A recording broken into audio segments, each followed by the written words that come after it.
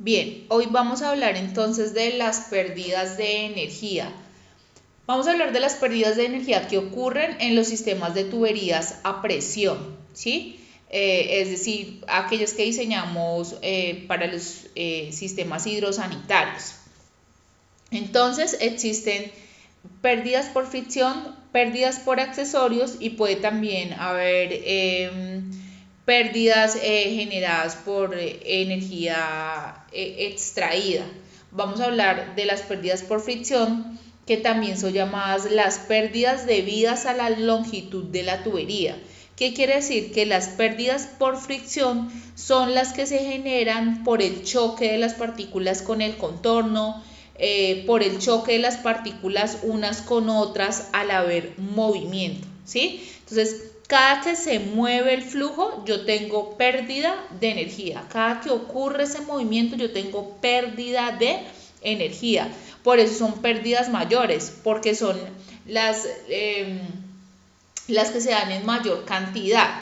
Las pérdidas menores son las que ocurren debido a los accesorios, también se llaman pérdidas por aditamentos, y allí están entonces las pérdidas que se generan por colocar T's, jets, reducciones, ampliaciones, válvulas, que son accesorios indispensables en un sistema de tuberías, porque yo pues genero variaciones de diámetro, como les decía en la clase pasada, pues yo genero reducción en la tubería, porque de pronto vengo del tanque principal y voy a entregar a una ducha o voy a entregar a un lavamano, entonces voy a reducir caudal, entonces reduzco diámetro de tubería, necesito T's, Y's, codos, sifones, ¿de acuerdo?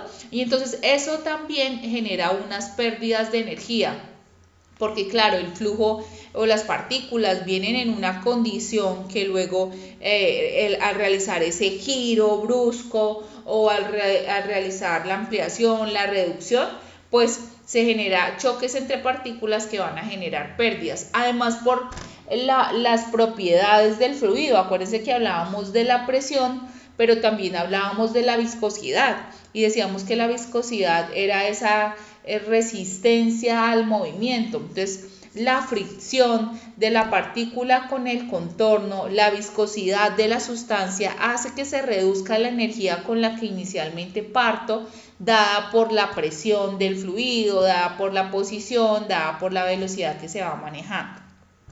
Bueno, entonces vamos a concentrarnos en pérdidas por fricción debidas a la longitud de la tubería y las pérdidas por accesorios. Y ahí tenemos que mencionar un término muy importante, y es el tipo de flujo. ¿Cuál es el tipo de flujo que yo estoy trabajando? Y esto lo podemos determinar a través de la ecuación de Reynolds. Hace mucho tiempo, más o menos en 1839, Hagen, un científico alemán, descubrió esos tipos de flujo y lo asoció a una ecuación de pérdidas por presión, y él decía que dependiendo de los efectos, bien sea de la entrada, de la salida, de la longitud del conducto, del caudal y un coeficiente que pues él no alcanzó a descubrir así como en su totalidad, pues dependiendo del tipo de flujo, a esa variación se daban pérdidas por presión mayores o menores. Es decir, hay algo que hace que esa pérdida de presión sea mayor o menor, y lo produjo así como en una constante, pero no alcanzó a definir bien qué era lo que había pasado. Más adelante, en 1883, uno de sus discípulos, Osborne Reynolds, descubrió que existían dos tipos de flujos y los denominó flujo laminar y flujo turbulento. También habló de una zona de transición, porque el punto en el cual el flujo deja de ser laminar y pasa turbulento no es el mismo punto en el que el flujo deja de ser turbulento y pasa a laminar. Hay varias características que nos permiten definir el régimen del flujo. La velocidad, por ejemplo, es una de ellas. La viscosidad es otra que debe tenerse en cuenta. Esfuerzos cortantes, esfuerzos inerciales nos permiten determinar que hay diferentes tipos de flujos. Lo que Osborne Reynolds hizo fue colocar un tanque con agua, colocó un ducto y en ese ducto empezó a ver cuáles eran la pérdida de energía que se producía en la medida que se aumentaba la velocidad o se disminuía la velocidad. Entonces se dio cuenta que esa pérdida de energía, dependiendo de esas variaciones de velocidad, dependiendo de las variaciones de la viscosidad, también podían llegar a ser diferentes. Entonces dijo que el flujo tenía esos dos regímenes y esos comportamientos eran diferentes, y habló entonces de flujo laminar y de flujo turbulento. Bueno, ¿cuáles son las propiedades, por decirlo así, del flujo laminar? El flujo laminar maneja velocidades más lentas, ¿sí? El flujo laminar es de velocidades más lentas. Dice que las partículas se mueven con trayectorias paralelas. Pues fíjate que cuando él estaba haciendo su experimento, decía que lo que él hizo fue aplicar en ese tanque con agua tinta, y él veía cómo la tinta se difundía, por decirlo así, se movía por toda la tubería y se comportaba como una línea paralela, normal. Pero en el caso del flujo turbulento ya había desorden en las partículas, toda el agua se coloreaba de la tinta que había aplicado, las velocidades eran mayores, ¿de acuerdo? Y eso generó que descubriéramos que cuando tenemos flujos laminares tenemos pérdidas menores que cuando tenemos flujo turbulento, que tenemos pérdidas mayores. Esto asociado también a la viscosidad. Cuando yo tengo un flujo laminar es probable que yo tenga viscosidad mayor. Cuando yo les expliqué sobre las propiedades de los fluidos, hablamos de la viscosidad y hablábamos de eso, que un flujo laminar suele ser de viscosidades mayores y que el agua, por ejemplo, no se comporta en la mayoría de los casos como un flujo laminar, sino como un flujo turbulento, porque su viscosidad es muy pequeña. Hablamos de viscosidades cinemáticas de 1 por 10 a la menos 6 metros cuadrados sobre segundo. Entonces esa viscosidad es tan pequeña que él generalmente es un flujo turbulento, es un flujo desordenado, pero eso también permite que haya movimiento del flujo, que tengamos esa propiedad, esa posibilidad de transportar el agua, ¿sí? Muy bien, entonces la ecuación del número de Reynolds es la velocidad por el diámetro sobre la viscosidad cinemática, esta que les puse acá, o la velocidad por el diámetro por la densidad sobre la viscosidad absoluta. Es simplemente el despeje de la viscosidad cinemática, que se acuerdan que les dije que era la viscosidad absoluta sobre la densidad. Entonces de esa manera podemos encontrar el número de Reynolds. El número de Reynolds es un valor adimensional y hablamos de unos rangos: flujo laminar de 0 a 2000, ¿sí? Flujo turbulento, mayores Reynolds mayores a 4000. Y la zona en transición, que es una zona donde el flujo no es ni laminar ni turbulento, esa zona la manejamos de 2000 a 4000.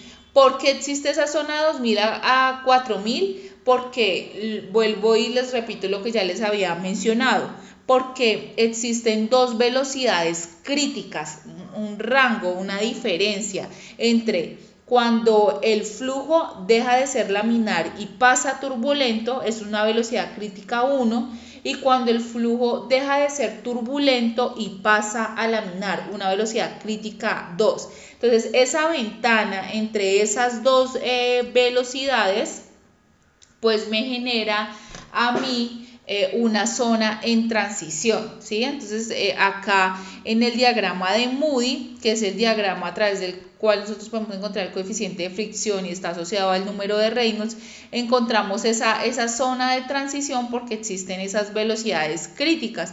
Entonces, como si yo tuviera una partícula con una velocidad muy bajita, ¿cierto? Entonces va esa partícula y se aumenta tanto su velocidad que ya deja de ser un flujo laminar y pasa a ser un flujo turbulento, ¿cierto?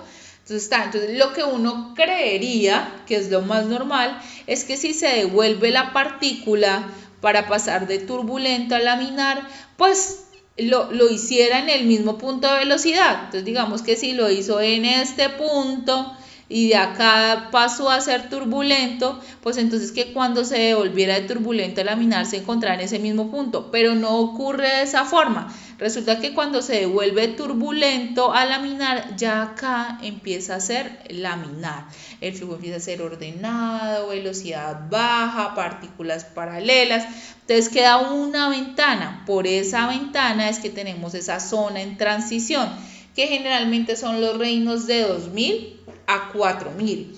No es una buena condición para el diseño, es una condición aleatoria. A veces se comporta como flujo laminar, a veces se comporta como flujo turbulento. Entonces es muy importante siempre definir, antes de resolver los ejercicios, antes de hacer el diseño, verificar si nuestro flujo es laminar o turbulento, porque el comportamiento del flujo es diferente en esas dos condiciones. Las ecuaciones que trabajamos son diferentes, ¿de acuerdo? Entonces hay que revisar primero si el flujo es laminar o turbulento. ¿Cómo? Pues a través de la ecuación. Reynolds es igual a la velocidad. ¿Cuál velocidad? La velocidad media, la velocidad de caudal sobre área, que habíamos ya visto anteriormente, ¿se acuerdan? Caudal igual a velocidad por área. Esta velocidad por el diámetro de la tubería sobre la viscosidad cinemática. ¿Dónde podemos encontrar la viscosidad? En las tablas, y dependiendo del tipo de flujo encuentro mi viscosidad. Entonces si yo tengo agua a 20 grados centígrados, entonces lo busco en la tabla. Entonces es de 1.106 metros cuadrados sobre segundo por 10 a la menos 6. Siempre la viscosidad del agua es muy pequeñita, o bueno, la buscan en el documento que estén trabajando, en las copias de RANAL que ustedes ya tienen, ¿de acuerdo?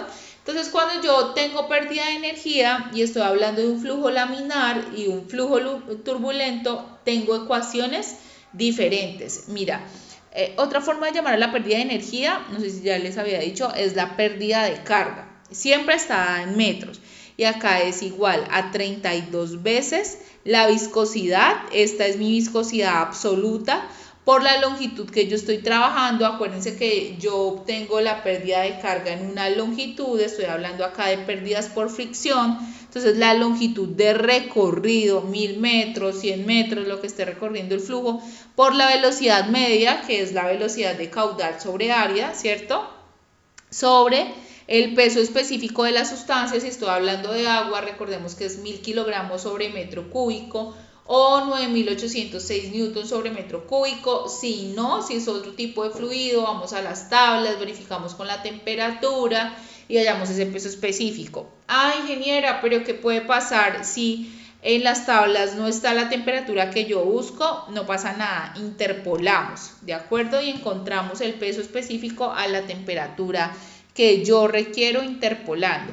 Y el diámetro, ¿sí?, de la tubería al cuadrado. Acá está resumida: 32 veces la viscosidad absoluta por la longitud, por la velocidad media sobre el peso específico por el diámetro al cuadrado.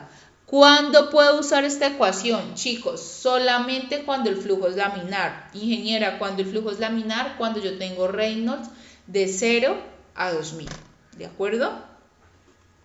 En un flujo turbulento, entonces lo primero que debo hacer es obtener el valor de Reynolds, y también voy a trabajar otra ecuación que es la rugosidad relativa. ¿Qué pasa? Que cuando yo estoy hablando de pérdidas por fricción, dependiendo de la rugosidad de la tubería, pues yo puedo tener mayores o menores pérdidas de energía.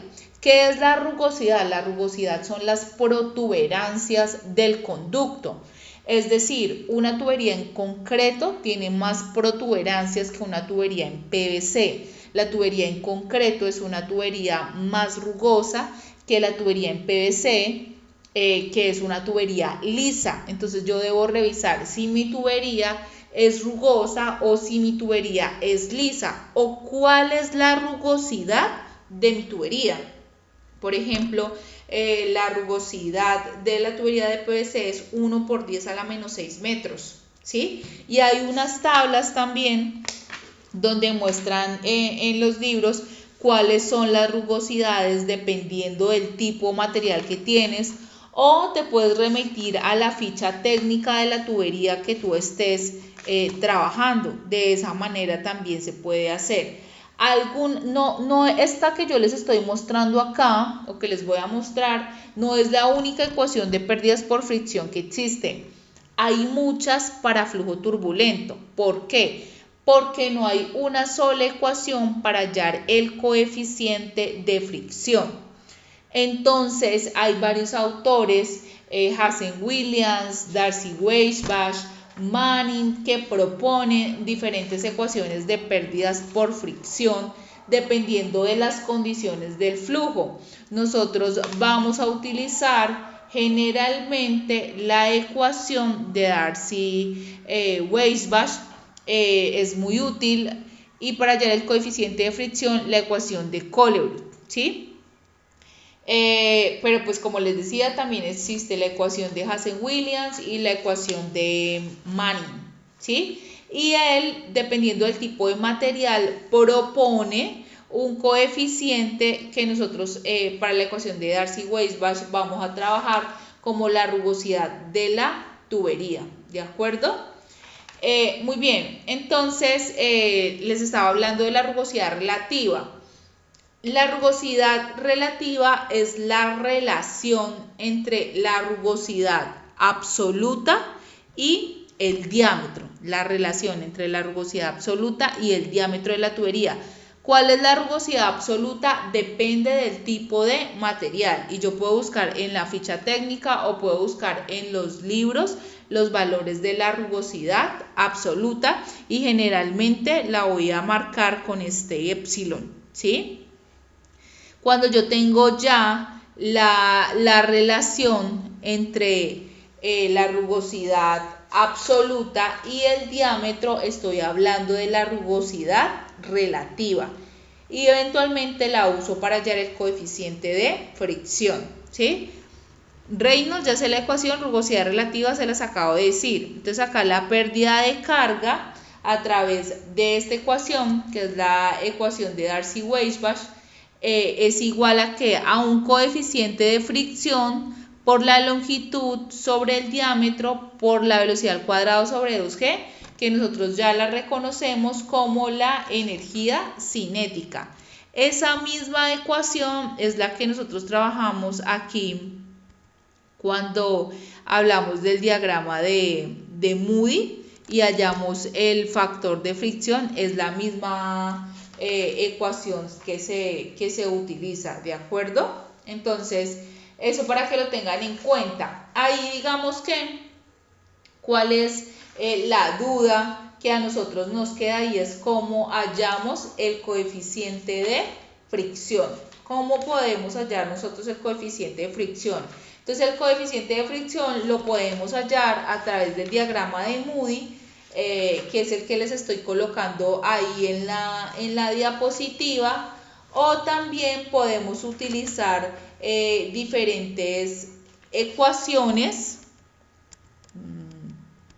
Voy a mirar si acá les he puesto algunas.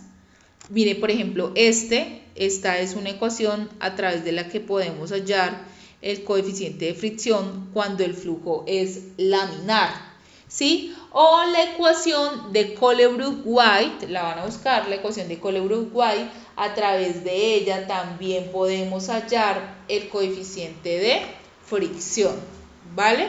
A través de ella podemos trabajar el coeficiente de fricción. Bien, entonces voy a seguir por acá. Tenemos entonces esta ecuación para hallar las pérdidas por flujo laminar y esta ecuación para hallar las pérdidas de flujo turbulento. Y estas ecuaciones para hallar el coeficiente de fricción cuando yo tengo flujo laminar. Y cuando yo tengo flujo turbulento, entonces voy a trabajar con la ecuación de Colebroot-White, ¿de acuerdo? Hay unas ecuaciones que son simplificadas, ¿sí? A través de las que podemos hallar el coeficiente de fricción.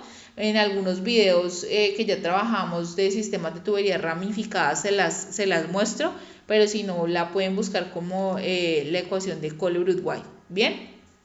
Bueno, entonces, ¿cuáles son las fuerzas que interactúan cuando yo tengo pérdida de carga o pérdida de energía? Resulta que este es mi tubería, mi conducto, y yo necesito que mi flujo esté en movimiento. Este es mi punto 1, este es mi punto 2. Entonces, inicialmente hay una fuerza que me genera ese movimiento. Esa fuerza está generada por una presión, una fuerza entre un área, ¿de acuerdo?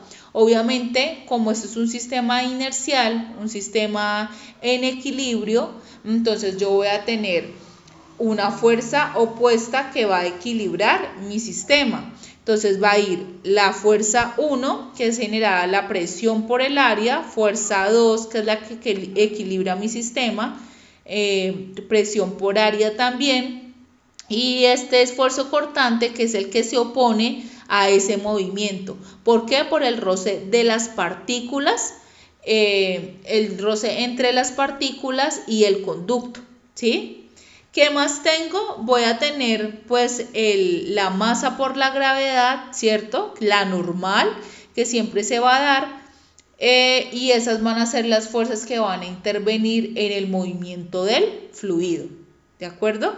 Entonces, voy a tener fuerza 1, fuerza 2 y esfuerzos cortantes opuestos al movimiento, y acá la normal, que es masa por gravedad. Como yo estoy trabajando mi sistema inercial en este sentido, por decirlo así, entonces voy a tener fuerza 1 menos fuerza 2 menos el esfuerzo cortante menos masa por gravedad por seno de teta. ¿Por qué masa por gravedad por seno de teta? Porque voy a trabajar es esta componente, ¿cierto? Entonces esta componente de la normal va a ser masa por gravedad por seno de teta. Y eso va a ser igual a 0 porque estoy hablando de un sistema en equilibrio. Voy a despejar acá las fuerzas, ¿sí? Y voy a decir que estas fuerzas van a ser igual a la presión 1 menos la presión 2 por el área, porque la presión es igual a fuerza sobre área. Entonces simplemente estoy haciendo un despeje. Y esta área es la misma en todo el conducto. Aquí y aquí tengo la misma área. Menos, ¿qué voy a tener acá? El esfuerzo cortante. El esfuerzo cortante es fuerte ¿dónde? En el contorno. Entonces acá voy a tener el perímetro, mi ecuación de perímetro, que es 2πr, ¿cierto? Por la longitud, porque va a ser en todo el perímetro, por toda esta longitud, por el esfuerzo cortante, ¿sí? Por el esfuerzo cortante. Muy bien. Ahora, menos la masa por la gravedad. Aquí yo esta masa la voy a trabajar con mi ecuación de peso específico. Acuérdense que peso específico es densidad por gravedad, ¿sí? Y esa densidad pues yo la puedo convertir en masa sobre volumen. Entonces por eso voy a tener acá este factor de peso específico por volumen, ¿sí? Que está asociado con esta masa por gravedad, y seno de teta, que va a ser ¿qué? Mi seno de teta va a ser este mismo ángulo, va a estar, es equivalente con este. Entonces seno de teta es igual a cateto opuesto, ¿cierto? Sobre la hipotenusa. Entonces acá cateto opuesto, que es la diferencia entre la posición 1 menos la posición 2, y la hipotenusa es la longitud. Entonces ahí seno de teta va a ser Z2 menos Z1 sobre la longitud, ¿de acuerdo? Entonces por eso aparece, digamos que este término, ¿cierto? Y acá este término es el de masa por gravedad, se convirtió, en peso específico por volumen, asociada esta masa a peso específico igual a densidad por gravedad, ¿cierto? Como me queda densidad por gravedad y densidad, yo la puedo asociar en términos de peso específico y puedo cancelar mis gravedades. Y voy a dividir todo esto en el área sobre el peso específico. Entonces voy a cancelar mi área con esta área como es común, ¿cierto? Entonces va a quedar P1 menos P2 sobre el peso específico menos 2πr por la longitud sobre el esfuerzo cortante. Van a quedar todos mis términos igualitos. ¿Qué sí voy a tener? Voy a tener 2πr, que es perímetro, y voy a tener acá área, acá, y que área es pi radio cuadrado. Entonces ahí puedo eliminar pi y radio, pero me va a quedar un radio abajo, ¿de acuerdo? Entonces ahí puedo hacer mi conversión para llegar a este punto que tengo acá. Menos Z2 menos Z1, porque acá voy a eliminar pesos específicos, y volumen, que es volumen, es el área por la longitud. Entonces ya me va a quedar únicamente la longitud, y esa longitud con esta longitud la voy a eliminar. Entonces ya aquí tendría mi ecuación más reducida, ¿sí? Y sería únicamente la diferencia de presiones sobre peso específico menos Z2 menos Z1 igual a 2 veces el esfuerzo cortante por la longitud sobre el peso específico por el radio. Esta ecuación que yo tengo acá está asociada a la ecuación de energía o la ecuación de Bernoulli, despreciando las velocidades, porque entiendo yo que la velocidad 1 va a ser igual a la velocidad 2. ¿Por qué? Porque tengo el mismo área y tengo el mismo caudal. Entonces, esta es otra ecuación de pérdidas por fricción que la pueden usar ustedes tanto para flujo laminar como para flujo turbulento. ¿Sí? Esta ecuación, pérdidas por fricción, es igual a 2 veces el esfuerzo cortante por la longitud sobre el peso específico por el radio. Y bueno, hay otras muchas más que pueden ustedes averiguar en el libro de Ranald Hills, en el libro de Streeter Stan, que pueden averiguar donde ya no trabajan la rugosidad absoluta o la rugosidad de la tubería, que generalmente está en centímetros, sino que trabajan coeficientes de Manning, coeficientes de Hazen, ¿sí? Algo muy importante, y que lo puse en un ejercicio acá, es que ustedes empiecen a ver las diferencias entre el esfuerzo cortante mientras se mueve en el radio, igual que les mencionaba en una clase anterior de la viscosidad. Este es un ejercicio para que ustedes puedan probar que el esfuerzo cortante es mayor cerca al contorno de la tubería que hacia el centro. Se los voy a dejar acá, dice calcúlese la distribución del esfuerzo de corte. La distribución es cómo se va comportando el esfuerzo de corte en un flujo de aceite con peso específico de 8.830 newton sobre metro cúbico. Acuérdense que el peso específico tiene unidades de peso sobre volumen. Y viscosidad cinemática de 0,0002 metros cuadrados sobre segundo. Si no estuviera acá cinemática, lo descubro por mi unidad, ¿no? Las presiones en los puntos 1 y 2 son de 350 y 250 kilopascales.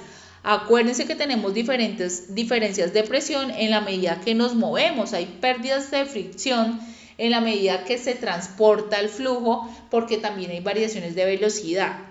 El radio de la tubería es de 6 centímetros y tiene una longitud de 10 metros. La tubería está inclinada 10 grados. Entonces acá lo que vamos a hacer es utilizar la ecuación de Bernoulli y vamos a utilizar la ecuación de pérdidas por fricción. Y queremos empezar a ver cuál es el comportamiento que tiene este esfuerzo cortante, ¿cierto? En la medida que yo tengo variaciones en mi radio. Este es peso específico y este es radio, acuérdense de eso. Entonces yo debo obtener pérdidas por fricción. ¿Cómo hallo esas pérdidas por fricción? A través de la ecuación de energía. Acuérdense que la ecuación de energía es presión 1 menos presión 2 sobre el peso específico menos la posición 2 menos la posición 1. En este caso vamos a eliminar la velocidad, acuérdense, porque tengo la misma área y porque tengo el mismo caudal. Entonces las presiones están dadas, fíjense, 350 y 250 kilopascales. Como acá está en newton sobre metro cúbico, lo primero que deben hacer, chicos, siempre es hacer la conversión. Kilopascales, ustedes saben que es por 10 a la 3 newton sobre metro cuadrado, entonces hacen la conversión y eso lo ponen a dividir entre el peso específico, que son estos 8.830 newton sobre metro cúbico, ¿de acuerdo? La posición 1 y la posición 2, acá podemos hablar de un 0, ¿cierto? En 1 y de un 2 ya con el seno de teta, seno de 10 grados, igual a cateto opuesto sobre la hipotenusa, que serían 10 metros, y ahí tendríamos esa posición de diferencia. Y ya lo otro que haríamos es despejar este esfuerzo de corte. La longitud la conocemos, el peso específico lo tenemos y el radio. ¿El radio cuál es? Nos vamos a mover en ese radio que es de 6 centímetros. Fíjense, de 0, 0.01, 0.02, 0.03, 0.04 hasta 0.06. Y vean cómo en la medida que se aumenta ese radio vamos a tener esfuerzos de corte mayores. Háganlo y prueben que tienen esos mismos resultados, chicos. Nos vemos en la próxima clase entonces para que trabajemos la ecuación de pérdidas por fricción y cómo podemos hallar el coeficiente de fricción.